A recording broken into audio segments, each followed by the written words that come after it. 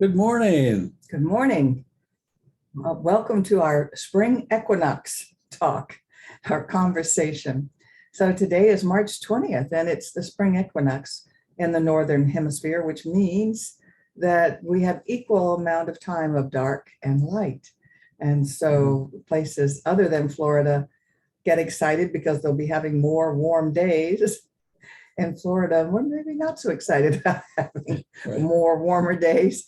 But nevertheless, our conversation this morning is about the hero, the champion within. And I'm going to start with a reading by Ernest Holmes and a quote from the Bible, Matthew 13:44.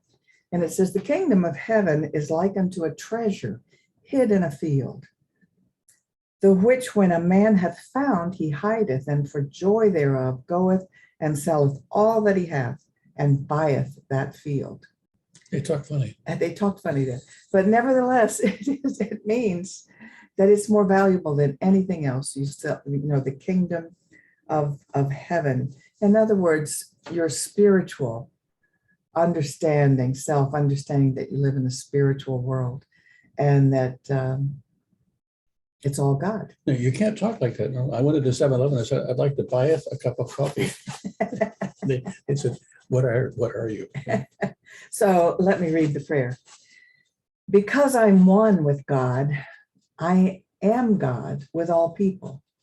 Because I am one with life, I am one with everything that lives.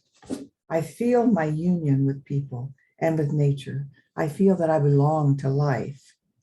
I love life, and I enter into the joy of living. I enter into companionship with others, into cooperation with them. And I know that something within me reaches out and embraces the whole world. Something within me blesses everything it touches and brings life and happiness and joy to everyone. Something in me acts as a healing balm, restoring everything to its natural and native perfection.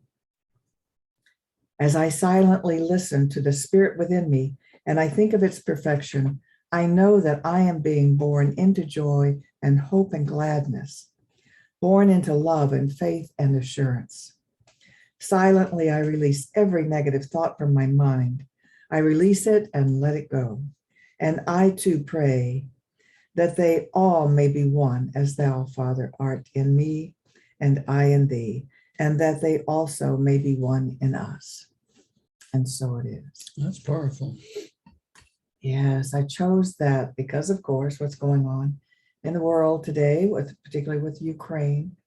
And it's nice to be reminded of the positives in this circumstance. And all week long, I kept noticing the heroic things that everyday people were doing. And that's why I wanted to talk about the hero, the champion within.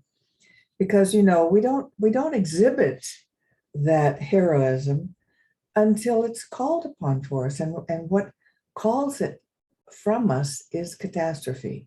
Mm-hmm. And somehow then suddenly many people come together to aid and to help. And that's what I see happening. And that's what I want to focus on, because it's hard enough to see the devastation that's happening, but then to see all the people stepping forward and doing what they said. The Ukrainians said this week that here it's like New York City was after 9/11.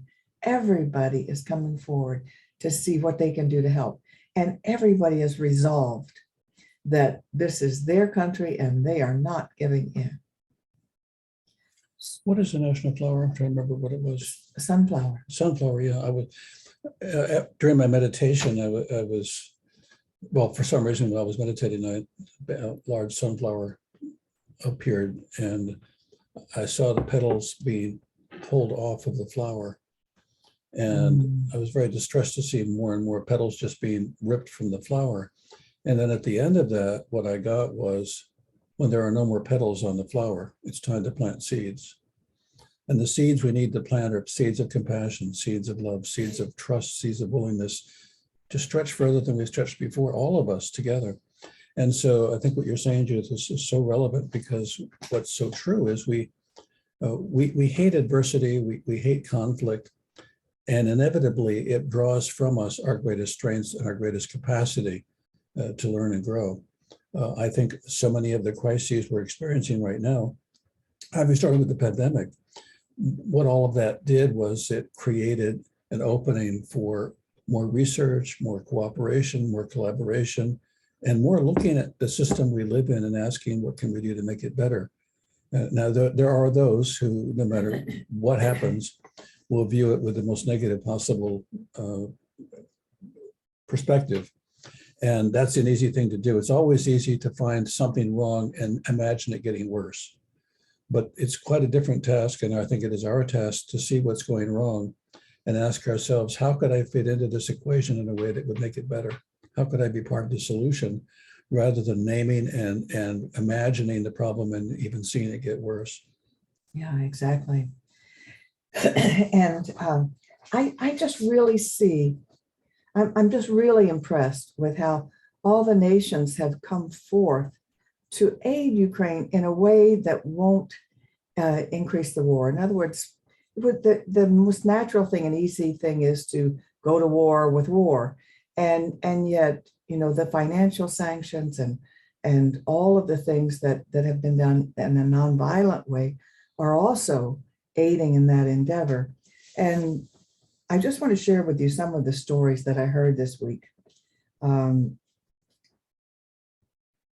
First of all the foreigners, they're foreigners from all over the world volunteering to fight. In other words, help the Ukrainians. I hope they speak Ukrainian to go over there. But I heard of an Andrei Liskovich. He's an American, but he's probably from Ukrainian, or his family was. And he's providing supplies to volunteers and soldiers in Ukraine. And he's going over there. All these people are going over there. So I said, I hope they speak the language. The local people, we heard a story, it was so cool. The local people are using their cell phones to call the military, their military, and their militia to tell them where Russian tanks were so that they could then attack them. And they did. As a matter of fact, we heard stories about the successes. We didn't know if they might be exaggerated or not, but they said that they had eliminated 14,000 Russian troops and umpteen tanks and helicopters and planes.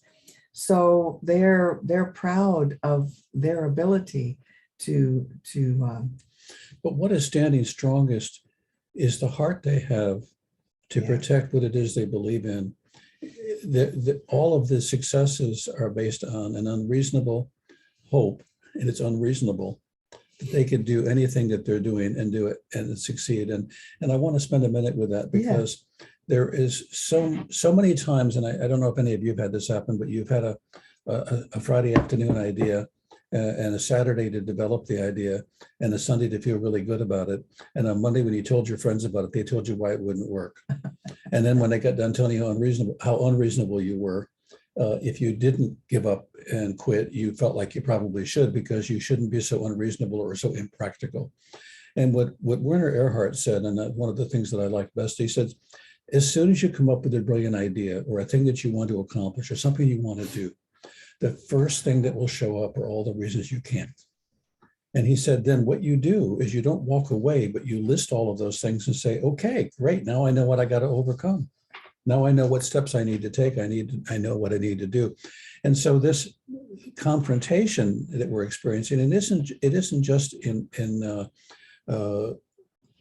one country, it's all over the world, where we're having confrontations in consciousness that are requiring us to step up in consciousness and not attack, but ask ourselves, how is this going on? And what can I do? How can I be the solution rather than the problem? Exactly. I saw one Ukrainian farmer giving all of his cabbage crop to feed the people in Ukraine. And we don't understand it in Florida, but I lived in Germany, and cabbage is a huge, important crop over there. First of all, it's a winter crop. They can grow it in the winter. Right. They can make not coleslaw, but sauerkraut, and it ferments in big crock pots, and in their garages and what and If things farm. really get bad, they can let it continue to ferment.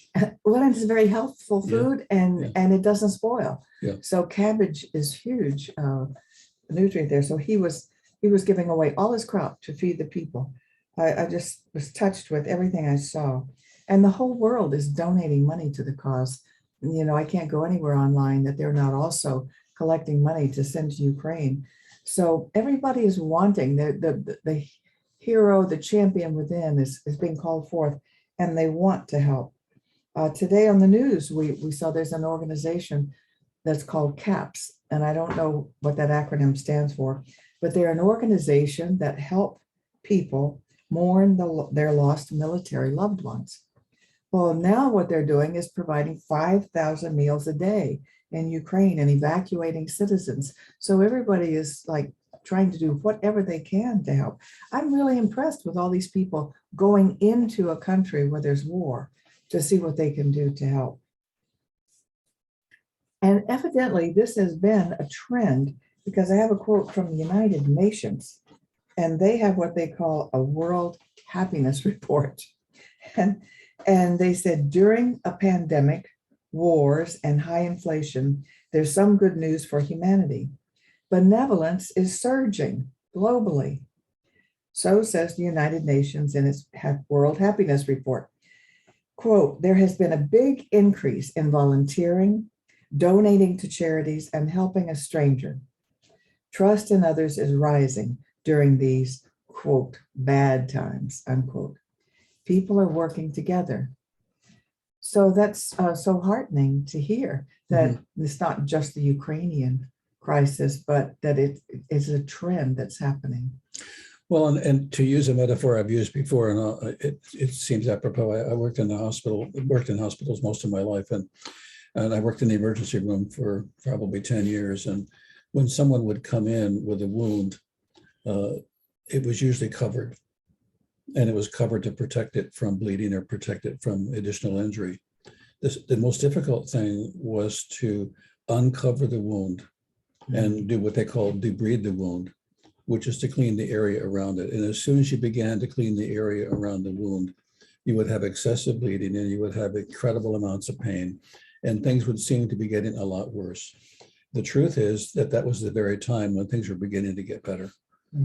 And I think we often treat the condition from the standpoint of an appearance rather than looking at it systemically and saying, what are we actually able to do here? What we're going to have to do here is to understand the lethality of unbridled anger and rage. And we're going to have to understand what we can do with that other than threaten each other with nuclear bombs. And as we do that, we begin as a world to grow. Until we do that, the fact that we have a nuclear arsenal that we haven't used doesn't mean we have the consciousness not to use it. And so the next step now is to develop the consciousness to not only not use it, but to not have it. And we're being confronted with it now more than we've been confronted before. And when we're confronted with things that are difficult to manage, it is at that very point that our greatest consciousness can set in, can take over, can be initiated. So I think there's a fire now in the hearts and minds of a lot of people to make a difference that was kindling before, but it wasn't a fire. Well, as that World Health Report says, and as the reading that I read that came from Matthew, is that when you find that spirituality, it becomes more important than anything else, more valuable than anything else. And while as a whole in our industrialized countries, there's been a move away from religions, there has been an increase in spiritual interest and humanism. Humanism is a philosophy that doesn't believe in a God, but it believes in the inherent and basic goodness of humanity, and that they can do the right thing and not believe in a God. And so I think all of that is coming into play right now. So I'm hopeful that we are evolving into a higher consciousness planet, higher consciousness humanity. I want to read a quote from a Canadian author and philosopher. I'm not even familiar with this person. I don't know if it's male or female, The name is Machona Tliwayo. I can't believe you could And even say this that. person says, well, I'm not sure I pronounced it right. This person says, your mind shines brightest when you enlighten others, your heart when you encourage others, your soul when you elevate others, and your life when you empower others. I love that. And that's what I see happening. And then that's what I choose to focus on. You know, there's lots that we could focus on in this that can be very disheartening. And it does us no good to be disheartened. We are the lifters of the universe. We are here to lift and inspire and encourage. And we don't often understand the relationships that will begin to be formed and how they will work in favor of a positive outcome. And I say relationships with people, with countries, with nature, with everything that we wouldn't have imagined. And so we need to, if we can, set aside the immediate judgment that this is good or this is bad and ask ourselves, what can we do? I saw a picture today on Facebook of a giant tarantula. He was huge. And underneath him was a little frog. And I thought, great, they're going to show me a tarantula killing a frog. Poor frog doesn't stand Yeah, a right. The chance. frog doesn't stand. Well, what I found out was the tarantula keeps the frog as a pet. And he keeps the frog as a pet, and he keeps them in the little den that they have because insects will eat the tarantula's eggs. Well, the frog will eat the insects that would eat the tarantula's eggs. So the tarantula has a very special, loving, kind relationship with the frog. They don't eat each other. They don't kill each other. They could. I think, wow, see, we are so quick to assume the worst often because we're trying to protect ourselves. And so much anticipation of bad things happening is not because bad things are going to happen, but it's because in our consciousness, if we believe we can get ahead of a disaster, then we can prevent it, even when we make it up or we don't understand the associations. So we need to really be open What to a symbiotic relationship they have there. Yeah. Right? I don't know if it's a pet or a symbiotic relationship, but We asked the tarantula and he said, no, this is my pet. Fortunately, we found an English-speaking tarantula. Yeah. That's great. You were going to say. I was going to say about this importance of spirituality when it's more valuable than anything else. Carolyn Mace has this to say from Sacred Contracts. We aren't meant to solve all the mysteries in our life. Of course, rather, we're meant to explore the mysteries and discover ourselves one piece of our spirit at a time. Gradually, we become whole, more conscious, more awake, that life is a spiritual journey and everything else is make-believe. You know, in a very simple way, what that brings back to mind is our job is not to explore the parts of a bicycle. Our job is not to explore the history of people having ridden. Our job is not to try to understand why people fall. Our job is to ride the bike, to get on the bike and learn how to balance something that is in our nature, but until it's actuated, until it's turned on, isn't going to happen. And I think a lot of us right now, without meaning to, are standing back saying, is it going to tip over? Is it going to crash? Is it a good idea to ride a bike? Should bikes even exist? Who invented the first one? What were they thinking? Is it get on the damn bike, ride, develop some mastery in your experiencing of it. If you're embracing it and you're seeing what you can do, that'll make a difference. It's a balancing act. But in fact, all of life is a balancing act. One of our prayer practitioners shared this week, and I'll have our conversation afterwards with people staying. Well, I'll let her take credit for that, but she was saying that one of her first teachers in this teaching, when people were lamenting the starving children in Biafra or whatnot, he says, look, if you're worried about the children in Biafra, send a donation. Otherwise, let's be here now and let's be positive. I'm paraphrasing what she said, but it's like you're not helping Biafra by worrying about it and doing, oh, ain't it awful? And it doesn't help. Do what we can, Right. Even if it's send money, and that's easy enough to do for Ukraine. And then let's get back to uplifting ourselves and the planet and growing our consciousness, growing our awareness of our spirituality. I'm reminded of some of the people that I hear, particularly news commentators, say, our thoughts and our prayers are with you. And I'm thinking, what thoughts and when are you praying? And what does that prayer look like? Or is this simply a nice bridge to get past a negative thing to say, having said something nice? We need to not say something nice. We need to do something nice. We need to do it in consciousness. And the next time it occurs to either of us or any of us to say, my thoughts and prayers are with you. Now give me a minute. I need to think about what I want to pray for in favor of you, so that this is more than a thought and a prayer conversation, but it's a thought and a prayer in action. And so I'm disheartened when I hear my thoughts and prayers are with you. Next story is going to be, wait a second, when were you going to take a break here? Or when the news is over, will you be actually having this in your thoughts and in your prayers? We need to be careful not to have superficial, glib answers to questions that need the depth of spiritual understanding that we can give it if we would be willing to say, yes, I need to explore this. Well, and thank you. And that's something else we can do. We can pray for peace in the world. And with that, I don't mean, Please God. please God, give us peace. I mean, know peace in the world. Know that is what we see, what we visualize, what we imagine. And as we do that, we help bring it about, including in our own hearts and our own lives. We must have peace within to start creating peace without. And I wanted to say that, we have lots of criticism about social media and what it's doing to our world and our children and ourselves. And yet we heard, I think on the news this morning, that Putin is fighting wars on two fronts. He's fighting the war in Ukraine, and he's fighting the war with his own people who are getting what's really going on in the world from their social media.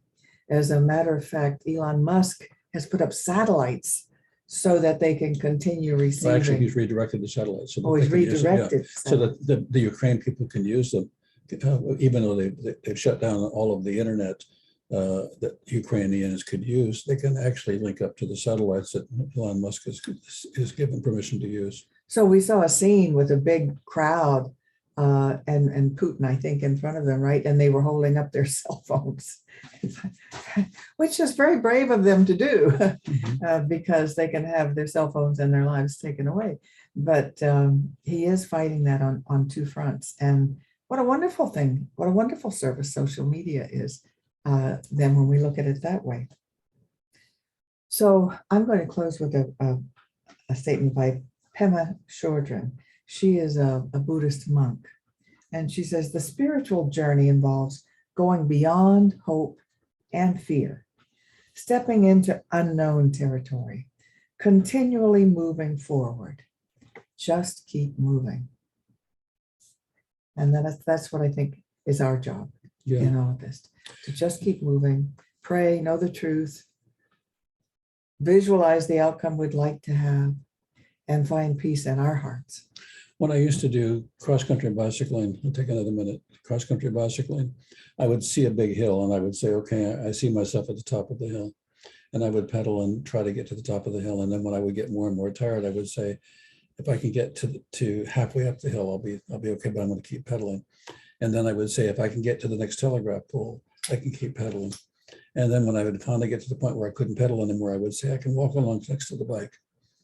And there was no obstacle that stopped me from continuing to move in the direction I wanted, but I had to be willing to give up sometimes the way in which I was going to get there, or the distance I had originally envisioned getting there as quickly as I would want to. We have to be willing to pedal or walk or crawl or just think in that direction. And when we're willing to do that, everything is possible. And I think the Ukrainians are saying that our heart is in this to the point where we can't lose. And that's a fortunate blessing for all the other Ukrainians. Yes. And we're all with them in spirit. So let's close with a prayer now. Yeah. So if you'll go within with us and know that there is one God, one life, one source, and it is all good. And even though we can't see the good right now, we know that all things unfold for our highest good and for the highest good of the people in Ukraine. Each of us has an abundance of the seeds of love, the seeds of compassion, the seeds of understanding. Each of us has an abundant supply of the seeds of wisdom and of possibility. And today we sow those seeds. We sow them everywhere and all around us to help make the changes that are required and necessary, knowing that these seeds will flourish because they are the seeds that are necessary and important, that are well fertilized right now in consciousness. And we say yes to this. We say yes, we give thanks, and together we say, And so it is. so it is. And so I'm going to share a screen with you now, with all of you, to invite you to support this ministry, this conversation on Sundays and classes that we teach during the week. And I know there's a lot of stressors going on right now for a lot of people that makes it difficult, but please, if it's possible for you to support us, please do that. And we support you as well. And we thank you for the generosity of those that are so generous with us. Thank you so much. So let's say the affirmation here, which is an affirmation for your prosperity.